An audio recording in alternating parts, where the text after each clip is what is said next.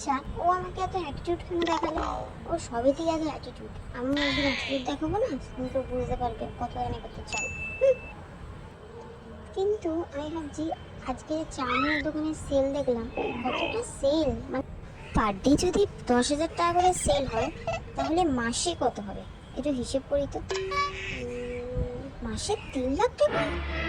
আরে আমার এত পড়াশোনা করে কি লাভ? মাসে 3 লাখ টাকা তো এমনি কামিয়ে নিচ্ছি। তার মানে তো আদ্যতে আমি রেখে হতে মাসে মাসে 1.5 লাখ টাকা জমাতে পারবো। 1.5 লাখ টাকা হাত খরচা।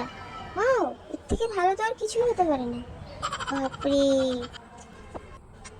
তো যখন আমার এত টাকা ইনকাম হয়ে যাবে, আমি টাকাটা জমাবো, জমি জমি আমার ড্রিম যে কারগুলো আছে সব কারগুলো আমি কিনে নেবো। উফ, কি খুশি আমি, কালকেই ভাবছি দোকানটা শুরু করে দেবো। এই ড্রিম কারগুলো কিনে আমার কত দিনের স্বপ্ন। উফ, এরকম করে যদি সবাই করতে পারতো তাহলে এত পড়াশোনা করে কোনো লাভই হতো না। আচ্ছা, জানুয়ারি মাস থেকে ডিসেম্বর মাস আসতে 12 মাস সময় লাগে, তাই ডিসেম্বর থেকে জানুয়ারি যেতে 1 মাস কেন সময় লাগে?